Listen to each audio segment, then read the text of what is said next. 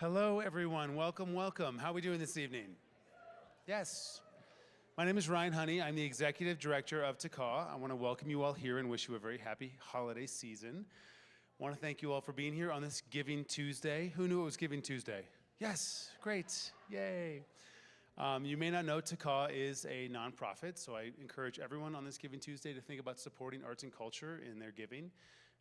This last year, 65% of our donations were, or of our budget was financed through donations. So it's a huge part of how we do what we do, and that meant that 30% of our programming was free. So we rely on the generosity of all of you and to support this community. So thank you for supporting us and supporting great programming like we have tonight.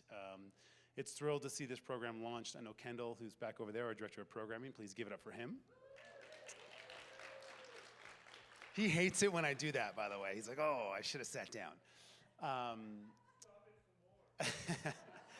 But he and Mitzi started talking about hosting the podcast here, and we were thrilled to offer our space to do that. This is the second taping that we've done, and I think this will be an ongoing series that you'll see. There's one more on the books, is that right, Kendall? One more so far and more to come. So please support the great community activations that we have here like this, and then also check out all of our holiday programming that's coming up. There's so much fun stuff coming up there. So if you want to learn more about TACAW, I'll be here all night. Come find me. But you are not here to listen to me. You are here to hear an incredible author. So let's give it up for First Draft.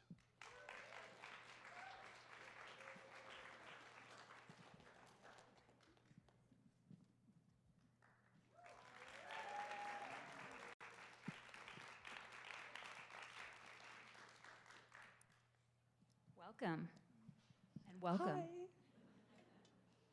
Thank you all so much for being here. Thank you, Rosemary, for making the trip.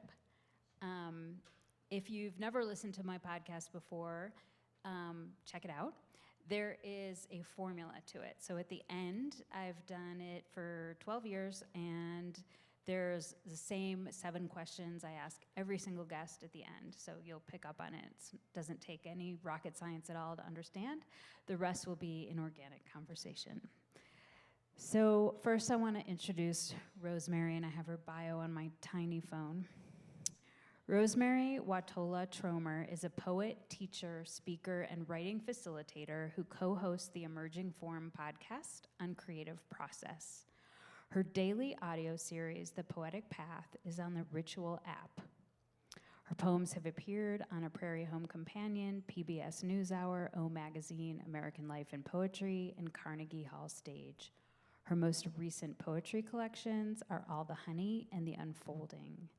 In January 2024, she became the first poet laureate for Evermore, helping others explore grief, bereavement, wonder, and love through poetry. Her one-word mantra is adjust. Welcome. Thank you, Mitzi. Yeah. And thank you all for coming, too. I'm really glad you're here. Thank you. Yeah.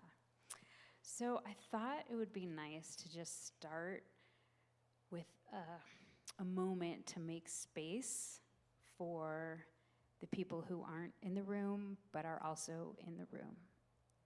And I'm wondering if we can take a moment to just do that, if that's okay with you. Yeah.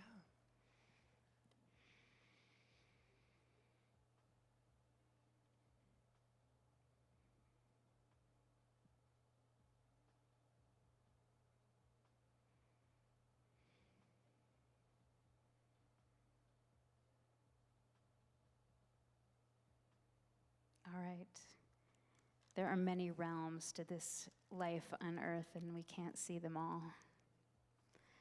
So I wanted to start with asking you, so much of this collection, The Unfolding, is focused on the idea of praise. And I think you used praise as kind of one of your organizing concepts. And I know that every poem here is about the idea of praise, but I'm wondering if you could talk a little bit about what praise means to you. Thank you. So I did get a chance to think a lot about that. The idea of creating a collection around praise was actually not mine. It was my editor, Marcus Burrows, and he invoked Rilke, who's one of my favorite poets, and Rilke has a very direct call to us to praise. And Mark said, Rosemary, your poems, they're all praise poems. And I was shocked. And I said, you're right. I mean, it was just so sweet that he knew something about them that I didn't. And he said, I wonder if you couldn't do something around praise for your book. Because he didn't like my other idea. and so I was like, okay, I'll think about it.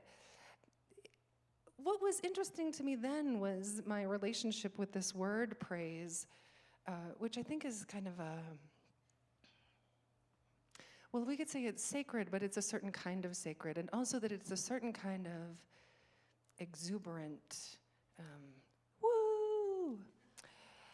And I thought to myself, there's something more than that. And I came to this, I suppose, idea then of praise being what's possible when we fall in love with the world again and again, and in so many different flavors, and in so many small ways, but in big, shining, vibrant ways. And then to think of praise having many layers, many possibilities, many nuances, which is how I ended up creating my own language for praise, which became the structure for the book, 4 words that I made up that I thought had more of that complexity to them that I was craving. So we'll talk about those words, but they're another organizing principle in the book where it's written in 4 parts, and each part is written around this word that you kind of combine 2 words to create a new word, and that word in itself has its own kind of energy and meaning that you ascribe to it, and the poems are around that. But I wanted to share, for those who haven't read it, some of the things that I saw in the poetry collection, and you can tell me if I read the poetry collection you wrote. There's a lot about devotion, moving, like walking at night. There's a lot about disappearing ego and kind of moving into nature and into the moment. There's, it was written after the death of your son who took his own life and your father who died. So there's a lot about loss and grief and how you meet the world and how you still find wonder in the world and a certain kind of curiosity around that grief.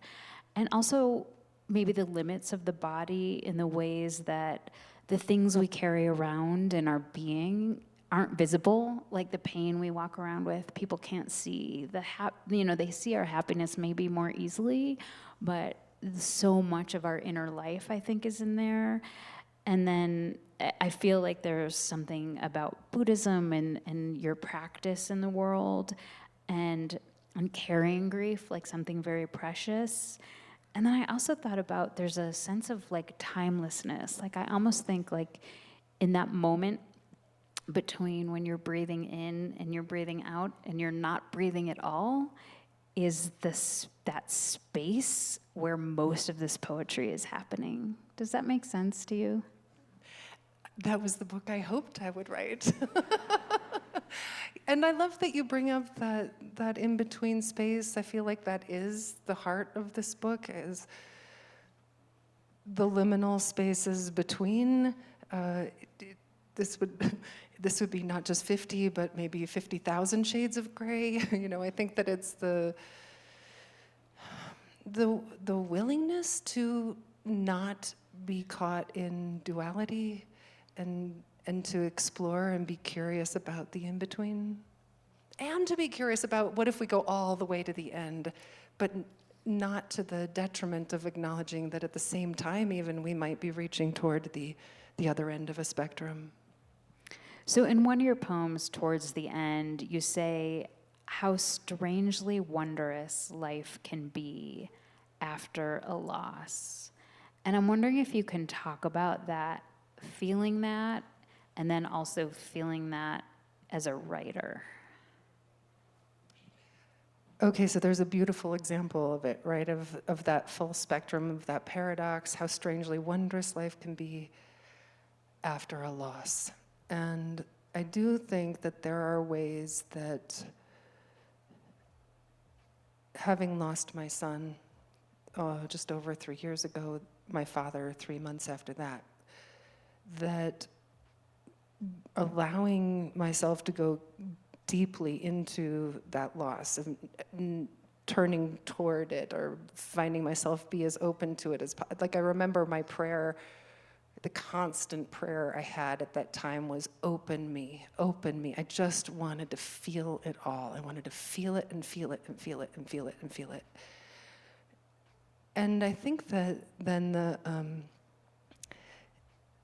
this idea of how do we find what's wondrous after loss is a surprise. Like, I don't know that I ever knew that was a possibility. Not with a loss this deep. And I think that's the value of a practice every day of showing up. I have a daily writing practice, and I think the practice of showing up every day and being met with small wonders in a daily way, in some ways, made it possible for me in a time of great loss to still be open to the wondrous. It didn't hurt that I'm surrounded by poets who helped along with that also, right? I think that I had an enormous support group who came alongside and also have a practice of meeting this wide spectrum of feelings. But what I didn't know until I did was that you could be just sobbing and to see something beautiful at the same time and experience them both, and that you could be extremely happy, and in that moment of great joy, all of a sudden have that moment where you remember, oh yes, I did this with that person that I've lost, and now this sense of great grief that shows up in the middle of this moment of great joy, and how they sing together and seem to call to each other and inform each other and open each other even more. And in this, I think that there's this, I like to think of it as this is how we create this sense of spaciousness inside of us, or I should say maybe more to the point that it's created inside of us. I don't know that there's any agency to it. But that wrestling of those two very opposite things, I just feel like if they're wrestling inside, it's like they just keep pushing everything back until there's more and more and more space for inside. So where does creativity fit into feeling that grief and that wonder at the same time? I mean, you do write a poem a day. It's been your practice, I think, since 2006. It's a part of your life. But writing a poem and then going back and editing it and looking at it again and again, like sometimes in grief, creativity isn't necessarily where you want to go. But then the other side to that coin is sometimes in creativity, I don't know about you, and I'd love to hear more, you can actually find a flow state where everything disappears except for the creative process. And I'm wondering if you can talk about that. Thank you. That's such a good question. I don't think I've thought of it. And maybe I'll start by saying that poetry is a refuge in that way, where right after Finn died, I didn't write a poem that day, right? I remember it was the first day I hadn't written a poem in what, 16 years. And not only do I write them every day, but then I send them out into the world every day, and which are very different practices. But the awareness that I had as I was lying there not sleeping, I was aware that I was writing the poem about how on the night my son took his life, I still brushed my teeth. And I didn't write it, but I was living it. And I think that there is a piece when we've had a creative practice and woven a creative practice into our lives enough, it creates this way of seeing the world, a way of being in the world, a way of wanting to show up that served me I didn't write a poem then for 7 weeks. It was 49 days. Somehow that number struck me. It wasn't something I chose. It was just that I knew that someday I would start writing again, and I knew that in those moments, in those first 7 weeks, I didn't want to write anything, because in a way, a creative practice takes us out of the present. It makes us more of witnesses than experiencers. And the experience was too, intense. It was too, I think I was just so shredded, honestly, that I don't think I had a witnessing capacity. And I longed to experience it, and I wanted to just have pure experience. But that doesn't mean that I didn't have the awareness too. When the poems did come back then, after 7 weeks, I remember being grateful. And I also remember not second guessing it. Like, oh, well, of course, now they're back. And here it is again. And then it was time. There was a ripeness to it that it felt right. In that way, there was a ripeness to it, to sharing those poems, which if I hadn't already been doing that, I'm sure I never could have. But the fact that I already, and of course the people had been writing me, over the course of those 7 weeks and supporting me and sending me love letters, and just, I felt so much love and support from that community. It felt so natural to be back in conversation with them eventually. I think I might have danced around your question. Did I answer it? I think you answered it. I don't know if you have anything else to say about creativity and grief in general that might be helpful to other people, but up to you. Well, maybe this, that it doesn't fix anything, but that isn't the point. That it doesn't make anything better, but it does help us turn toward it. It does help us move deeper into the experience. It does help us show up with curiosity. It helps us wonder, what's here? What's here now? What's here now? And I think one of the most valuable things that came out of the daily practice was just giving myself, for a long time I gave myself this writing invitation.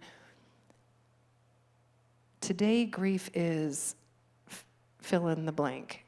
And that fill in the blank, I'd fill in with, an earthworm, a chair. I just look around me and pick really anything, a water glass. It didn't matter. And then I just let it teach me what it had to tell me about grief. What was essential then about that practice, though, was that it helped me understand that every day and even moment to moment, the grief shifted.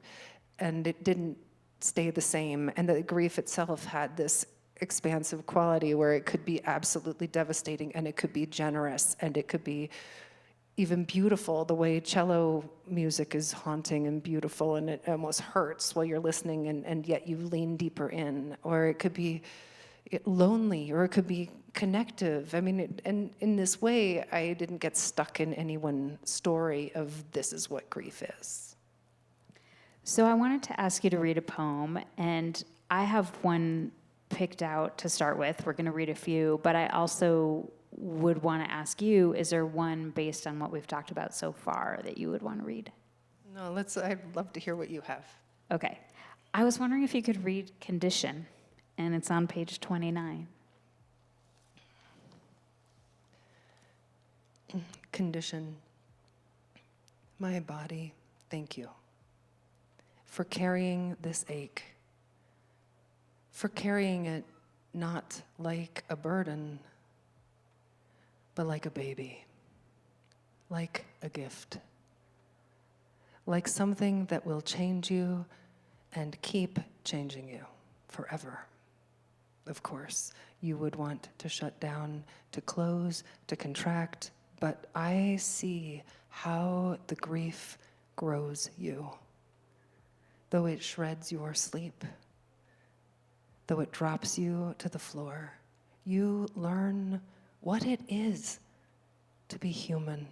Through no effort of your own, you are on board for a miracle. So big, this invitation to love. Oh, body, you would never ask for this. And yet, you meet this grief every moment.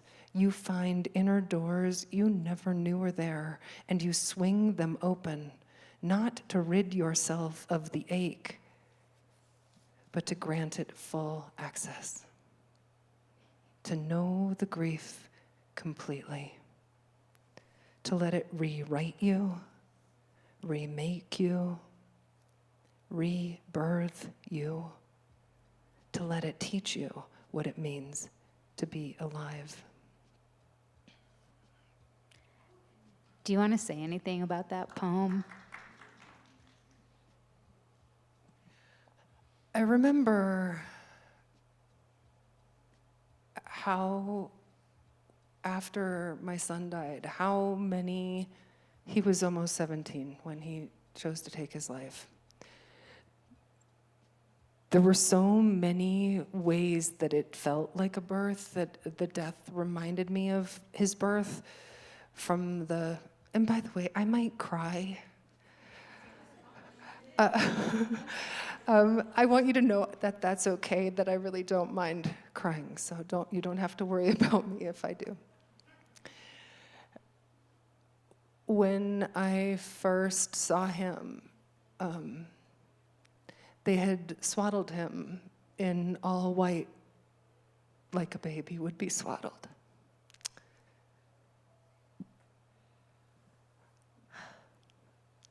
When I received his ashes, they fit in a box that was the size of a baby.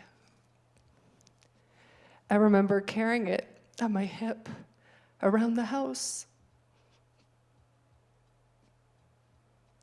like I did with him. And I talked to him through it and said, look, here's where you learned to crawl. You know, here's where you took a step. Here's where you hit your head on the counter. It was remarkable to me then. There were so many of these moments where I thought, oh, this is what it's like to have a baby. Like when you're first in grief and you have no idea how to meet the next moment. You can't imagine how you do that. It's just like when you're a new parent and you think, wait, what do I do with this? And you have no idea, and it changes every part of your life. Every single part of your life has changed. It was just like that with his death, where I couldn't do anything anymore without it being touched with his death. So the similarities were astonishing. And I remember also being flooded with gratefulness for my body and how physical the grief was, how the ways that it held me, like I had the sensation that I was being clenched, like there was a giant hand that was like wrapped around my chest and was just holding me together. And I was like, what is this? Why is it here? When will it leave?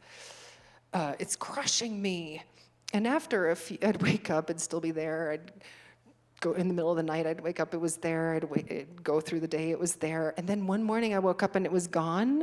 And I was like, no, I need you. You're holding me together. And it came back and it stayed for months. But there were these many, and there were many other examples, but the grief is so in your body, and I was so grateful for my body for bearing it. It's not easy to bear the weight of grief, just like it is not easy to bear the weight of a child. And it was so profoundly beautiful, the similarities, and helped me to think of it as me being rebirthed.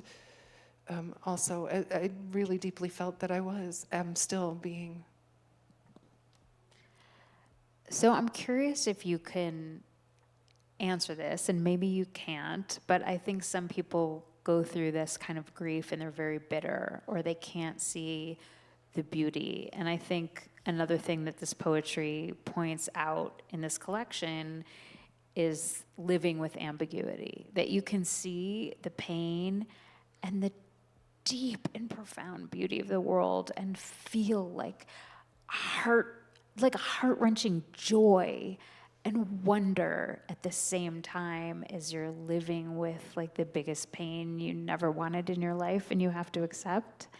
And I'm curious if you have something that you can attribute your ability to see and hold all this at once with a very curious mind that seems to, at least in your poetry, not have judgment about any of it. Like, is there something in your life that gave you this gift to do that? I do know that there are parts of my life that Well, let's just say also, we're all wired so differently, right? And I just want to honor that there are so many ways to meet grief, and that each grief is its own path, and that if you are living with deep grief, you can only do it right. Like, whatever you're doing it right. If you're still here, you're doing it. Like, that's it. Which might mean that you're furious, which might mean that you're bitter, that might mean you're shut down. I mean, all of that. If that's what it is, then good. Or I shouldn't say then good. I mean, then there you are. There you are. That's where you are now, but you won't be there forever. I will say that I have been so lucky for, I don't know how long now, 15 years-ish. I've had a spiritual teacher, Joy Sharp, who studied with Amma. We were talking about this. So it helped me enormously to have a spiritual practice, satsang, which had already introduced me to a lot of ideas. You know, Joy would always say things like, if it could be any other way, it would be. Or, you will lose everything you love. Everything you love can and will be taken from you. Just things like this that she would say, and I would understand with my head. So I think that I was very lucky to have a lot of seeds already planted. So when the most difficult chapter of my life began, the body, the spirit could get on board with the mind and be like, oh, this is what we've been practicing for this moment. Yeah.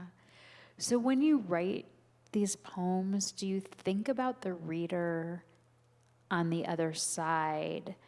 And is there something, like the poem you just read, it's so close to your life. It is your life that you're putting into beautiful language and verse.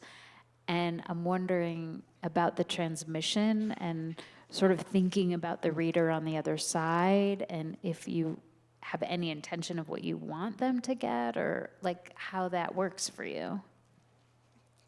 I'm going to feel a little guilty right now, I think, in telling you that I'm just totally selfish about the way I write these poems. I write so much for myself.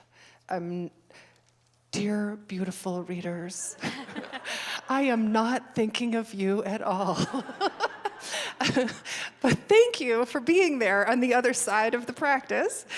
That is true and it isn't. I think the impulse begins always very selfishly. I think I write fully for myself, for this sense of exploration, curiosity, and wonder what's here, what's true, what else is true. And what I notice, though, Mitzi, is that if I can do that, if I can be relentlessly honest with myself, as honest as I can be, that will translate to other people, because they will have had that same experience too, because we're humans.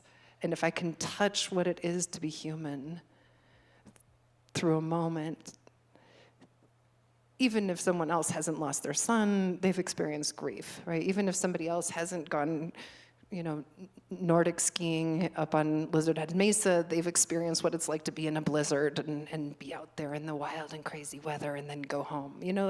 So I think that just to touch the truth, I feel like that's the heart of my practice. And in some ways I feel like then could we say, I don't know why I feel like I have to qualify it. Is it more of a spiritual practice or more of a creative practice? Well, but it's both. It's both of them, and I feel like they inform each other constantly. And so much of it for me, too, is play, so that, like I say, it's true, like that poem that I read, Condition, is very much true to my experience. But like today, I just wrote a poem about the goose that laid the golden eggs, and I was pretending to be her sister. I'm not, actually. So, I'm not, I love just playing, but even then, in the case of the sister of the hen who laid the golden egg, how does she feel when her sister's been massacred because they thought they'd find more gold inside? So I can bring the reality of that feeling to the poem, even though it's not my story. Yeah, I mean, I think that, for me in my life, the two things that always make me feel better when I'm really, really in a dark place is poetry and Buddhism. So I think that poetry has this power, maybe not to heal, but definitely to soothe. And I just think there's something really magic about it. And like I was telling my friend Andy, who lives in California, that I was going to interview you, and she texted me this exact sentence. If only she knew how many times, it makes me cry. If only she knew how many times I read some of her poems to get me through the dark. It's so beautiful. And it's like you're writing these things for yourself, but like how many people are using your sort of contact with language and contact with the human experience to get them through the dark? And that is, to me, it's a superpower of poetry. And I'm just curious about your thoughts about that.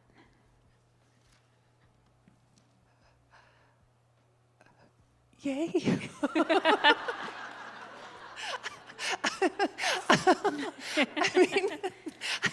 I just feel like, hooray! Thank God that it's good for something. I think as a poet, you're dying to be useful, And because let's face it, not everybody, most people don't know yet how much they love poems. I think you should actually read your superpower Oh, poem. let's do that. It's on page 31. Thank your friend for me, please. I will. It means a lot to me to know that they matter, and I'm grateful that they do. Yeah. Well, if you are not familiar with the MCU, anybody know what the MCU is? The Marvel Cinematic Universe. Marvel would be Ant-Man, Iron Man, the Hulk, Black Widow. And Finn, my son, and my daughter were both deeply obsessed with Marvel movies, which meant I got to watch them all too, and know quite a bit about them. If you don't, then the things in the poem that you'll just need to know would be that the Russo brothers made the films, that Stan Lee was the original creator of the comics, and that he would always show up in the Marvel movies with a little bit part. He'd be, the pizza man, or he'd be, he'd just show up and he'd glare, or he'd say 3 words. That might be all you need to know. This poem is totally true. Word Woman joins the MCU. Long after the Avengers have obliterated Thanos, and Ant-Man has saved the quantum realm, and the vibranium is secured by Wakanda, and the Guardians of the Galaxy protect the universe again, the Russo brothers return to the silver screen with their newest hero, Word Woman, disguised as a middle-aged mother and wife. She wields a pen, a journal, a library of slender books. No one would ever suspect she could be a hero, least of all her. Heck, she can't even keep the rodents out of her garden, much less root the evil out of the world. Audiences yawn as they watch her sit at her kitchen counter in her slouchy sweater and wool slippers for hours. Where's the action? Someone shouts as he gets up for another bucket of buttered popcorn. And that's when Stan Lee shows up as the UPS man, shocking everyone. And he delivers her a copy of Rilke's Letters to a Young Poet. Cut to the next scene. She's in a black pleather bodysuit, wearing lots of mascara, a dark ponytail high on her head, streaked with silver, and she is ripped and ready to make peace. Was that Neruda? Someone whispers in the front aisle as she slings poems one after another, stunning her enemies into silence. I think Amakai, someone says, or Shihabnai. when the movie is over, most people are grumbling that superheroes just are not what they used to be. But in the back, a young girl is scribbling words on a napkin. She is ready to save the world.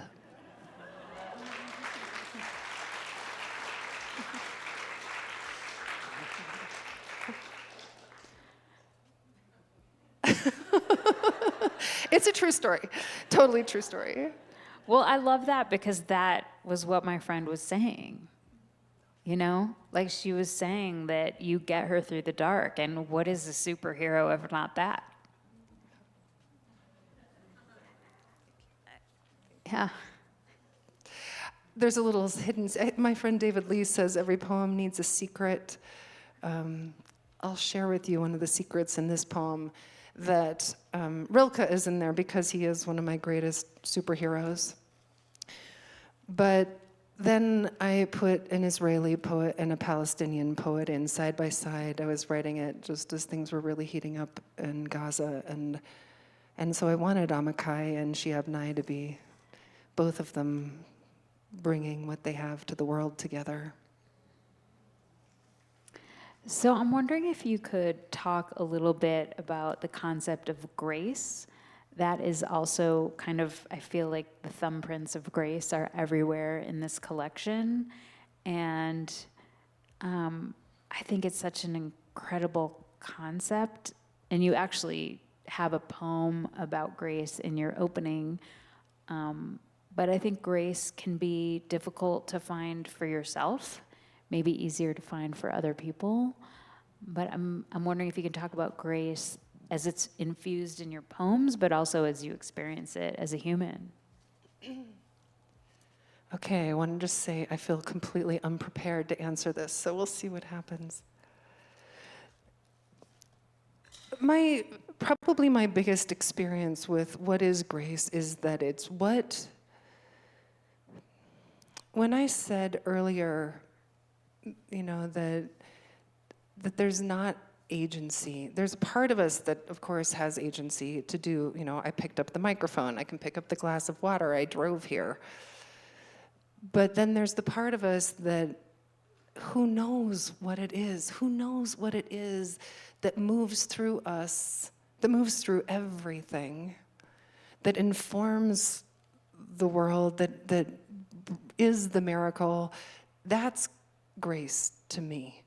It's whatever it is that accounts for why am I sitting here now? Why am I okay? Why is it possible for me to do anything? You know, I feel like grace is when someone says, "How did you do that?" And I think to myself, I don't know. I think the I don't know part of it is the grace that shows up and moves through us, that is available to everyone and everything. It's just how do we get out of the way so it can shine through us?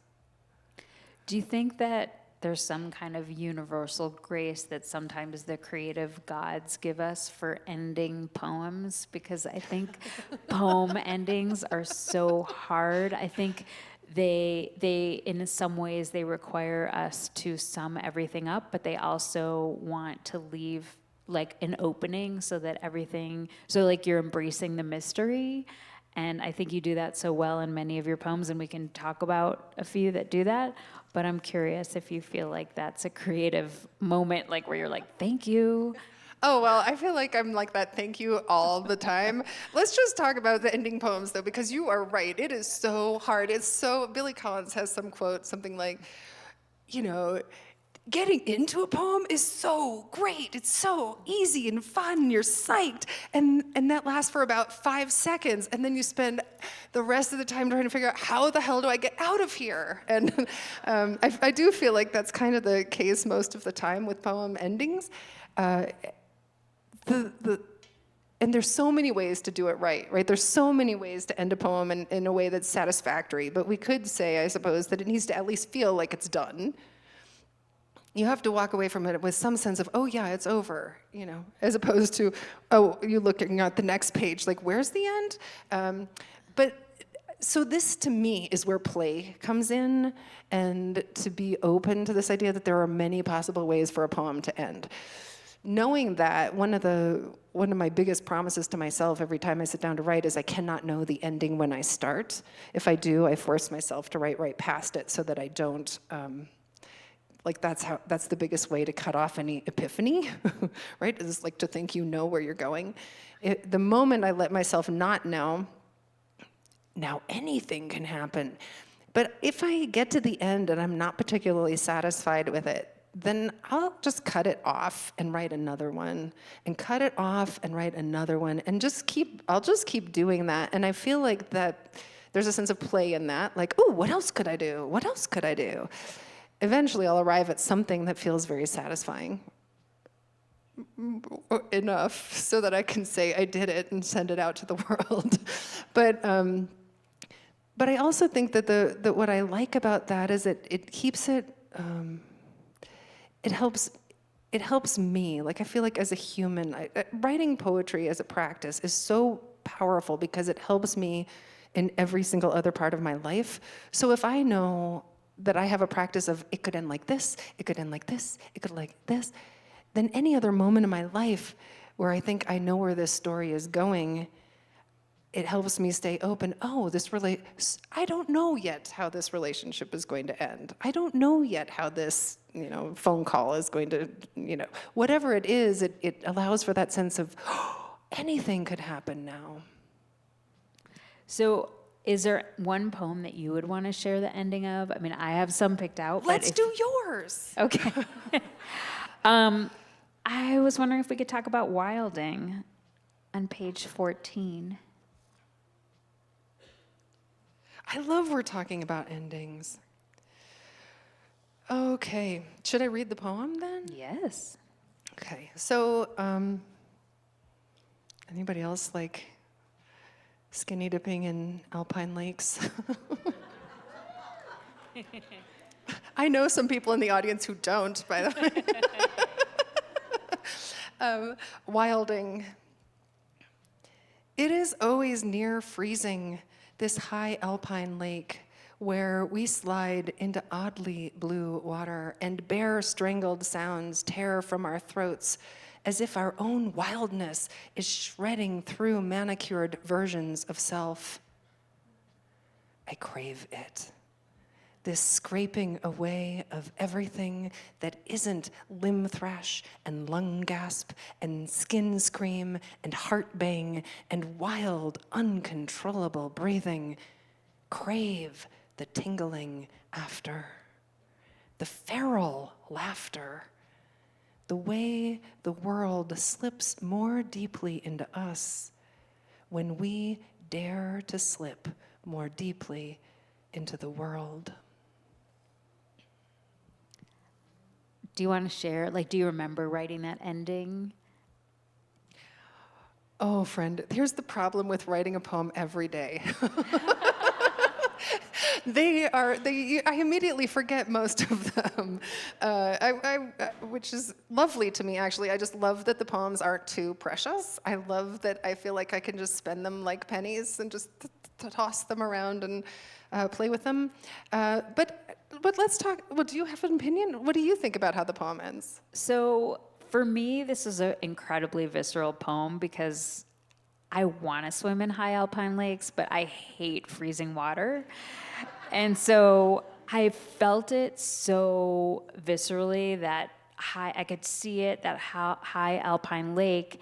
And when you do go in and you get out, even if it's the hottest day, you still feel that cold on your skin when you get out. And so I think the world slips more deeply into us when we dare to slip more deeply into the world. I think there was like a resonance here because when you get out of that lake, you still feel that chill for a long time. And so you are communing with the world in a way that you don't, I gotta admit, when you're in warm water. You get out and it's fine. But here it's like there's a residue that makes you feel more awake. It's true. You're so right. That's exactly what it's like, of course. And that just thrill, right? And how alive you are in that moment, right? That both the freezingness of it and the getting out are equal alive moments. And then the thrill of the poem for me, just looking at this, I'm a devotee of Gerard Manley Hopkins, and studied a lot about how he used sound. And one of his favorite sound devices was, I don't know if I'm saying this word right, chiasma, where it's a cross, right? So that you start with, it would be like A, B, B, A, so that there's something on the outside and then there's in the middle and they crisscross. So that's what's happening, that little chiasma, and if I'm saying that word right. The world slips, it's with world and deeply, right? The world slips more deeply into us when we dare to slip more deeply in the world. And there's that, the dare is what's in the middle. Are you willing to do this? Will you do this? Will you take this little step into aliveness? Are you willing to feel it? So when you do write a poem every day and then you decide that you have a collection and you have this kind of feast of poetry, how do you then realize or kind of sort through and know what's going to be in the collection? And then I guess part 2 is if you could talk a little bit about your organizing principles for this one.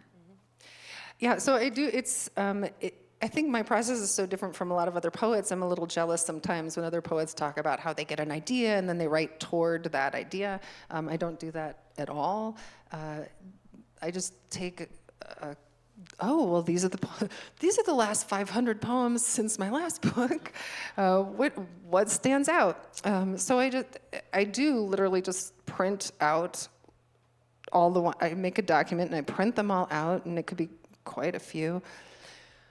And then just start sifting. And then at some point, I start noticing, well, what are the themes? The theme that got me excited about a structure for the unfolding, I was thinking about Brian Swimme's Powers of the Universe. I don't know if anybody else is familiar with Brian Swimme. He wrote The Universe is a Green Dragon, and he's a cosmologist and absolutely fascinating writer and thinker. And I got so thrilled about these 11 powers of the universe, I don't know, probably about 10 years ago. I did a big project back and forth with another poet, Barry Spax, where we would write poems back and forth on all of the 11 powers, which begin with, I won't name them all, but it begins with seamlessness, and there's like centration and homeostasis and interrelatedness and cataclysm. I'm not saying them in order, radiance. So we would go back and forth, and I remember just thinking, gosh, that's exciting. All the powers, everything that created the universe that we live in is what creates us. And the poems themselves, I thought, could I put them into that format? Would they fit? Would I have enough poems for everything? Do I have poems on transformation and transmutation? And well, sure enough, I did, and I was really excited about this, and I created the whole proposal about it, and I sent it off to my editor, Mark, who didn't love it at all, and thought it was just way too complex, 11 chapters, no, and he said, and Rosemary, no one wants to read a chapter called Centration, and I thought, I do, but that's when he came up with the idea of praise. So I kept it, though. I kept that thread. I liked the energetic arc. I liked that the poems, instead of being linear and telling a narrative story, I liked that they had this energetic thrust that began with everything is one, and then things starting to come together, and how do they come together, and how do they fall apart, and how do they help each other, and how do they shine, and how are they connected? So I kept it. So if you read the book, in the very back of the book, in the afterword, I say, hey, if you read it just poem by poem, opened it up and opened to any poem, fine, that's how I read poetry books too, but go back, start at the beginning, and look for this thrust, this energetic thrust throughout the book. And so I feel like I got to have my way and hide it. It's my little secret in the book. And that's a little more invisible. on the surface, you have 4 parts, and you name each part for kind of a word that you made up that's maybe an amalgam of 2 words you put together, like Veruleia, which is kind of like hallelujah, and verus, which means true. So I'm wondering if you could talk about rosemary language. Oh, yeah.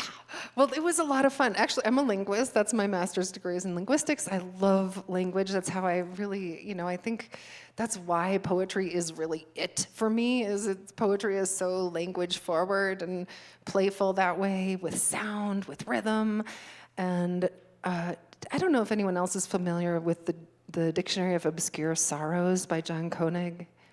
Oh my God, what a great book. And he does this. He creates all these amalgamated words that, I don't even know if that's a word, and and they're beautifully nuanced. And I thought, that's it. I want to make up my own words for praise. And so Veruleia, sarom is sorrow plus om.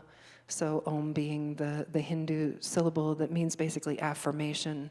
So that would be the praise that rises up when we are in the most difficult of times, and yet praise is still possible. In fact, only possible, the kind of praise that's only possible then. Or pan gloria, which is pan meaning all, and glory meaning Gloria. And how that's kind of the idea that there's praise available to us in absolutely everything, even the things we would really not rather find it in. And the last word is summunion, sum being an Indo-European root for to sing, union being union.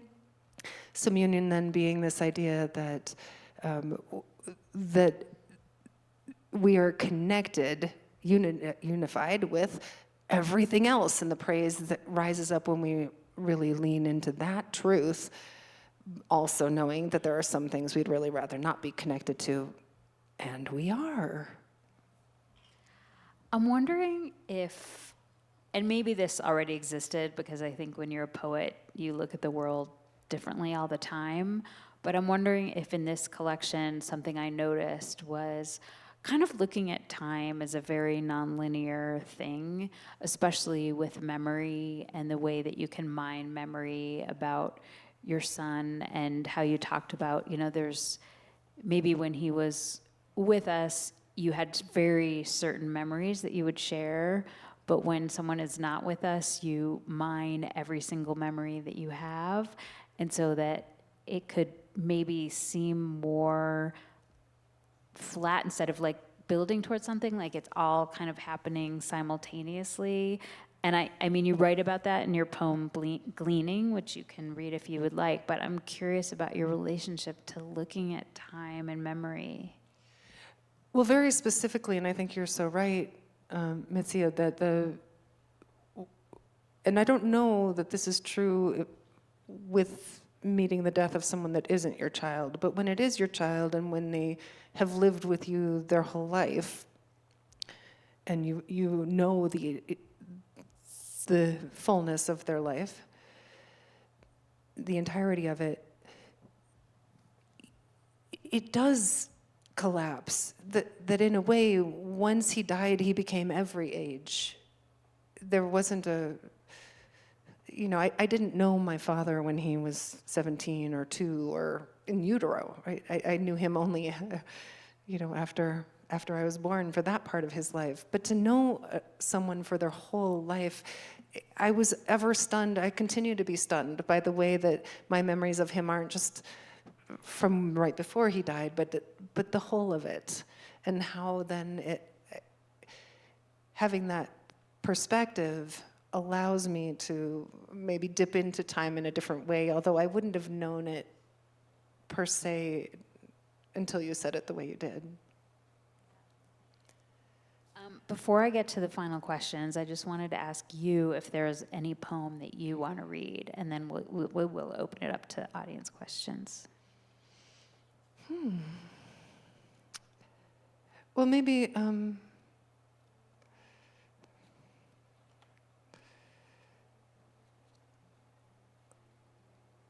just do this one for my daughter. I just want to honor her. I think as a sibling of a child who died, a lot of attention then gets put on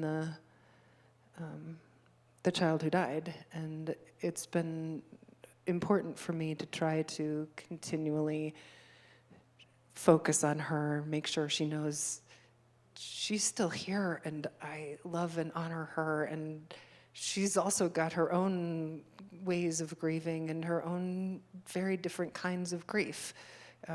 So it'd be nice if I could read something for her, but I didn't pick it out, so hold on just one moment and I'll pick one here. 64.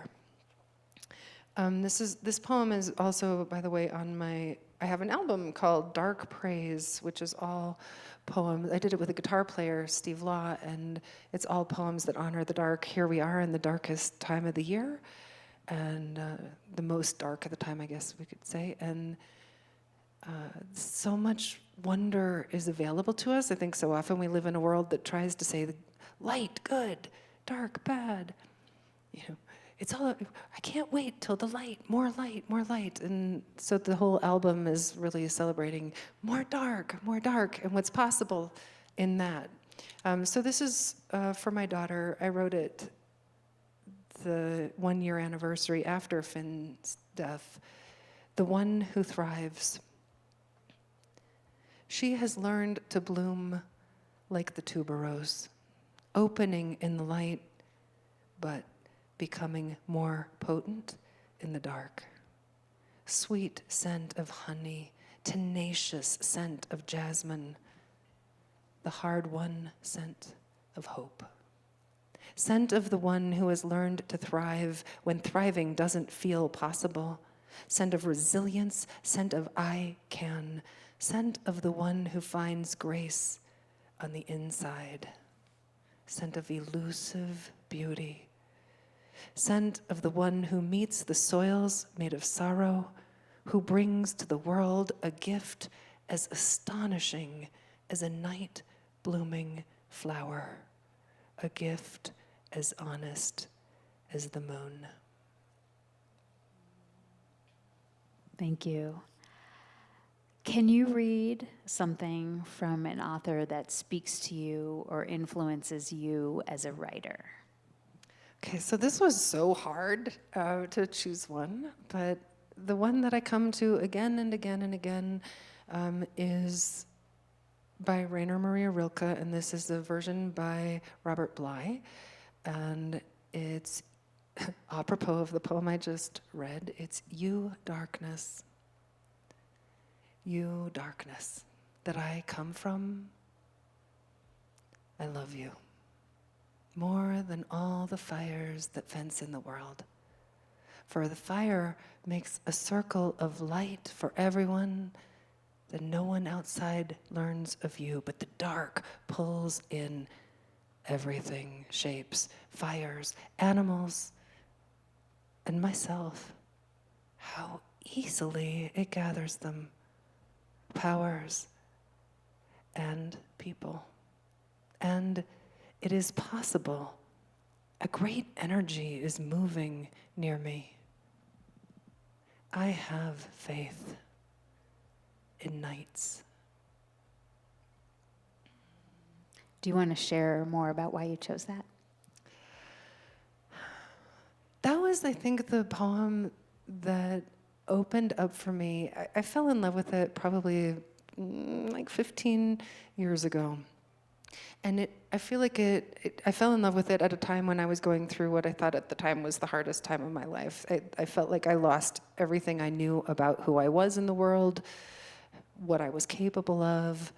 I really lost my story of myself, which was the biggest gift ever, to lose that story. But it wasn't easy either. and I remember there was a beautiful album by Robert Lepley called Visions Within, in which the New York Voices sang Rilke's poems. And I remember singing along with this particular one in the car, you darkness. And I remember in that way then through the music, how the words got in. And then the more I thought of them, you darkness that I come from, I love you. I was like, oh my God, really? That's part of it? It could be like that? It opened me so big, and it just blew me away, and I fell so deeply in love with Rilke then, and that was kind of my doorway into him as a writer. But I also fell in love with the darkness then in a way I hadn't known was possible. I fell in love with the darkness of my life that felt like, really, you could fall in love with that? That shadow side of you? Oh. So I feel like if I had any poem tattooed in my blood, it's this one. Can you read something you wrote that was maybe tricky or hard or changed from the first draft, or something you like? Okay, so this was also really hard to pick. And I picked one that, I'll say this, it was hard for me to write because it was meeting the day that my son died. It was meeting that moment in the most visceral of ways. It was hard to write, and I also knew, and here I guess I'm gonna say this, that I send out 99% of the poems that I write, I send them out. I didn't send this one out. I thought, I don't know if people can hear this. And it took a long time to know how to meet that moment. I ultimately did it by writing a letter to Vincent van Gogh and wondering how he would paint it. And it was by writing a letter, which is a familiar form. It was by inviting a different kind of artist to view my life so that I had just that extra layer of witnessing that made it possible. Letter to Vincent about that afternoon. Would you have painted me then, in that moment, when my hands were red with the blood of my son, as I knelt on the dark wood floor? Is there a red pigment sacred enough for that scene? Would you have drawn the hunch in my back, the bend in my knees? Or would you have focused your frame on the stretch of my fingers as I moved them through the spill? I would not have wanted your eyes there. But would you have seen the devotion? Is that something canvas can hold? Could you, through brush stroke and shade, have found the beauty in this moment? This most broken moment? This moment of ravaged hope? This most honest moment in my life? This moment when, for the last time, I touched him.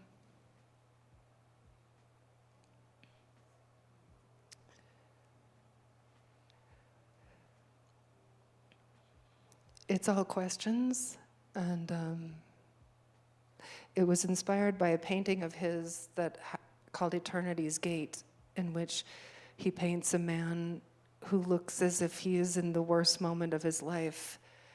And I remember looking at that painting, Eternity's Gate, and thinking to myself, what would it be like to have someone paint you in the most desperate, difficult moment of your life? Would you thank them? Would you be angry with them? Would you want to remember that moment? Would you be grateful that that moment was art? And those were the questions then that opened the door to writing this poem. Where do you write? Mostly at the kitchen counter.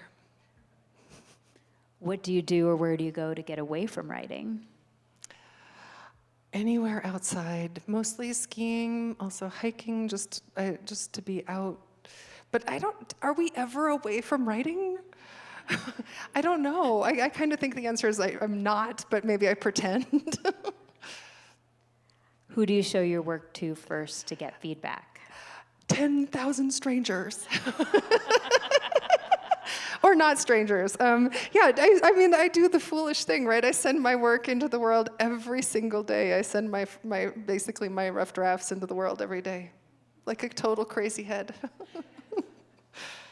How have you dealt with rejection? Oh, I think that no one loves it, right? But I also feel like that means you're doing it. That means you're putting it out there. I don't gather rejection slips. I don't keep track of things that have been rejected. And there are places that I simply probably won't ever submit to again because I don't need to be rejected by them anymore. But I guess I feel like when you're rejected, find another door. Go somewhere else. It's not for them, so who is it for? And what is your favorite word? This was the hardest one of all. Right now, okay, I'm kind of obsessed with deliquesce, which I think I love it so much because it's so hard to use it. And I gave myself a little assignment once. I'm like, you will use deliquesce in a poem, which I did. It's in here. It's in the unfolding. I'll let you find it. But, and it's when a living organism becomes liquid. And, I mean, isn't that awesome? Just the idea that something does deliquesce, like mushrooms, really. I think of shaggy manes. Awesome. Well, thank you so much for sharing all this. I really appreciate it. And we are going to open it up for questions. I think there's a microphone that's going to be passed around, so please ask in the microphone so everyone can hear and it's on the recording. Thank you. Hi, thank you both. What a gift today. Speaking of nearly crying, or crying throughout, but I was just realizing, like, how fun is this going to be for me to come by afterwards, buy one of your books, and then gift it to someone with the podcast to better understand. So that's my gratitude. My question is so here's the problem why I don't like poetry. I don't know how to read it. So you may not, you could tell me how to read yours or how you read someone else's, but I'm done with this analyzing poetry, which is all I learned to do. Awesome. So, right, I personally also often feel stupid when I read poems, just so you know. So, and I read them all the time, but that's part of the secret for me is just to read enough poems that I find the ones that I fall deeply in love with. I'm gonna be honest. I probably don't like most of the poems I read. I'm like, okay, but I'm willing to read 50 poems that make me go, huh, for the one that makes me go, ah. And so let's figure out how to find more of those poems for you, right? Like and one way to do that is to find an anthologist who you trust, and suddenly you have a better chance of finding poems that you're going to enjoy because you trust their taste. So this is one entry first. It's just to find poems that are more likely good fits for you, whatever that is. But then the best advice, I think, is to read them out loud with other people. To get together with a friend or more than one friend and sit around, read them at least twice out loud in their entirety, so that you hear it in different voices, which really allows you to hear something new in it, because every person will bring themselves to a poem. In fact, I think really 50% of a poem is the poem, 50% of the poem is the person reading that poem. So now, the more people you have that you read it with, the better chance you have to understand it in a much more enormous, encompassing, inviting way, engaging way, and someone else will have an epiphany that'll spark something in you, and then you'll say a question that sparks something in someone else. And so I think read it out loud with others. Have a poetry club. I mean, yes. Let's start a few. 100, 1,000. Thank you. Any other questions? We got a runner. Well, thank you for a wonderful evening. You mentioned at one point in time, you said that you had lost the story of your life, or you lost the narrative of your life, I can't remember. And I'm wondering if you could say a little more about that, and did new stories emerge, or were you able to stay in this middle space, or just what was that experience about? But mostly, thank you. Thank you. So what is it like to lose the story of our life? I think if we're lucky, it happens. I think if we're lucky, it happens in such a big way that we can't put it back together, and we start to see through the idea of having one story. Without telling you what actually happened, I think that what's most important to say is that whatever I thought I knew about who I was, what Rosemary would do in a certain situation, how other people saw me, how I saw myself, got so disassembled. And it was terrifying. It was awful. I remember having this vision of me for months and months. It was as if I was falling. It was so embodied. I was falling and falling and falling and falling. And at first I was afraid of the landing. And then I kept not landing, right? And it was like there were all these hands like reaching for me, like, here, I'll help you. And I just kind of wave at them like, thank you, but you can't help. And I think that this helplessness, this understanding that no one else can help us and that the story that we've been telling ourselves isn't working anymore, allows for many other voices to come in. And this is, I think, one of the biggest gifts of poetry, by the way, is that it allows me, like, for instance, how many poems have I written about the death of my son? At this point, many hundreds. None of them tell the whole story. All of them tell a little part of that story. Some of them tell very different parts of that story. Some of them, like, and one of my favorite things to do is to tell a story that I think is totally true, right? In All the Honey, I have a poem that begins, "He is dead." And then the poem goes on, and then it says, "Is he dead? No, he is alive forever."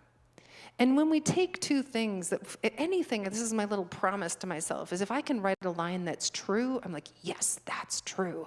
Then I invite myself to write the exact opposite and see, is that also true? Almost always it is. And in this way, through paradox, I feel like we get the chance to see through these stories that limit us. They kind of hold us together, but they hold us back from being everything, from the everything that we are. So it went from being something terrifying, losing my story, to something utterly liberating, losing my story. And I feel like poetry is one of the very best possible guides in that practice. So that when we see a story, another way we can do it, right? Here's my story. Okay, well, what if I tell that same story, but from a different perspective? You know, what if I tell it from the point of view of the key that was sitting on the table? What if I tell it from the point of view of, you know, if I make the lens go really big and instead of telling the little story, I tell the story in a big way? Or what if I make the lens go way in and I just tell the story of what the one finger was doing when this scene was happening? And in this way, we lose the sense of it loses the rigidity of our story, which is, I think, where we get in trouble with our stories. But I hope that was helpful. Any other questions?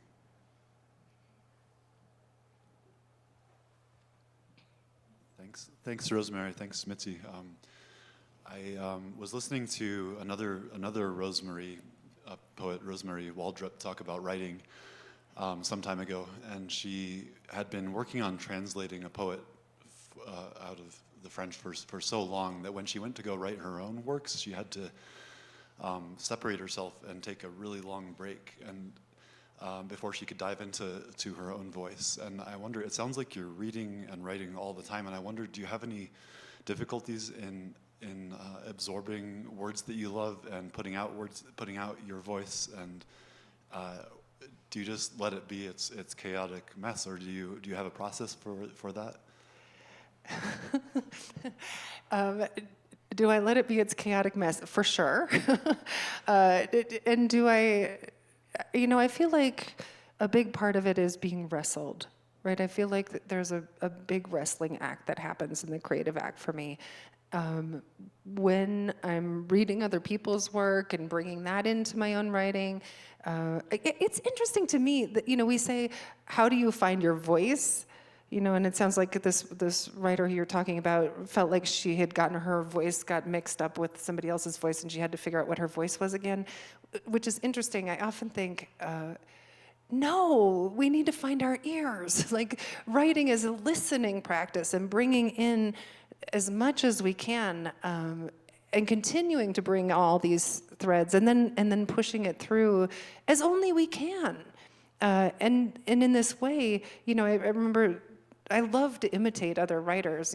What are they doing? How did they do it? Could I do it like that? And then I remember inviting a class to do that once, and somebody said, well, I don't want to write like Robert Frost.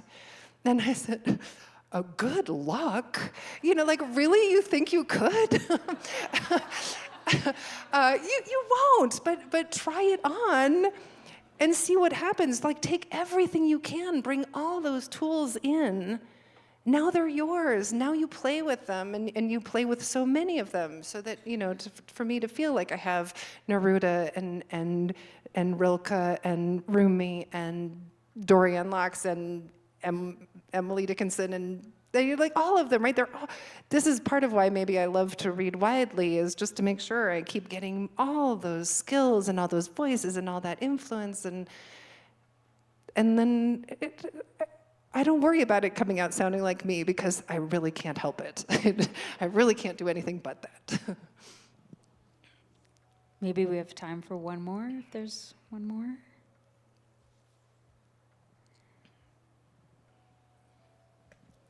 I'm just curious if you write by hand or on the computer. That's a great question. Almost entirely on computer now. There was a time when I thought, I will never write a poem on the computer. I want to say that was 25 years ago. I think part of it, the first time that I wrote a poem on the computer, though, was because a beloved friend of mine had died, and I was at work at the time. I worked at a magazine, and there was no way I was going to be writing an article. I could only write about this beloved friend of mine. And so the poem came out on the computer, and I was shocked, because there was the story, right? I had a story. You only write poems by hand. Well, no, actually, and it turned out I love writing them on the computer. I understand. I've read all the studies. I know it's better for your brain. I know you make more association. I know. But there's confession, I love the efficiency of poems, and I love how efficient the computer is, and I love that I can, when I'm gonna chop off the ending, I can just spacebar, spacebar, spacebar, spacebar, and write my next ending, spacebar, spacebar, spacebar, space, write the next ending, so there's a real sweet efficiency for me about the computer. I love that the thesaurus is right there on my computer. So yeah, I love writing poems on my computer, but I do see the value of writing by hand. We had one more question right there. It was next to the blue. You, yeah.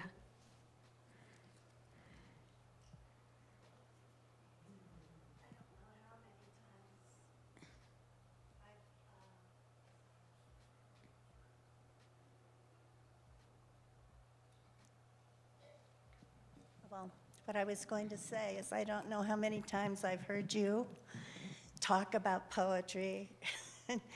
Lots of times it's gone in one ear and out the other, and this time is different. And I don't know what's different about it, but I'd like to back up to the question of how you feel about rejections, because I think what I got from the talk tonight was putting yourself out there is what makes a poem. You may as well just throw it out if you're not putting yourself in it. So if you have a rejection by somebody doesn't like it, it's just as beautiful of a poem because you put yourself in it. What do you think about that? Thank you for saying it just that way.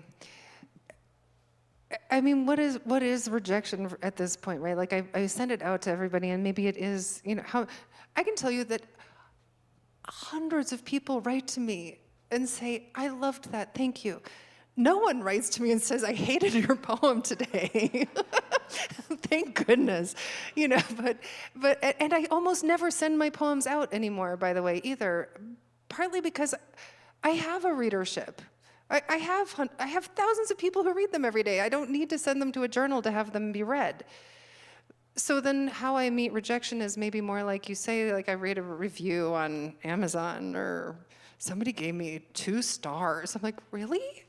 You gave me 2 stars? Or maybe more to the point, they gave the poem 2 stars, not me, the poem, the book. And I guess what's helpful for me is to think it wasn't for you. But I know it was for me, and that's what I get out of writing selfishly, probably, is that it served its purpose, which was for me to explore that moment of what it is to be alive. So whether other people love it or not, of course I hope they do, but if they don't, that wasn't the original, I wasn't writing it for you anyway. I was writing it out of a real curiosity, which is why I think it's so important for me to write long ago when I started writing the daily poems, I learned right away I couldn't write a good poem every day. So that couldn't be what I was doing. I could write a true poem every day. And when I shifted my focus on can I write something true from can I write something good, that changed everything about it for me. It made it come so alive. It made it be so personally useful. If I'm writing it for myself, it will always be worth it. Every time, if I write the truth, that will never not be true. It will always be good to me, but not because it was good, because it was true. Yeah, thank you. So I want to thank you all so much for coming and just let you know, first of all, talking about praise, I would just like to praise sincerely TACAW for inviting us into this space for a series of 3. It is so kind and I feel so grateful. Thank you so much for making the drive here. Thank you, all of you, for making the drive or walk or bike here. I'm so grateful.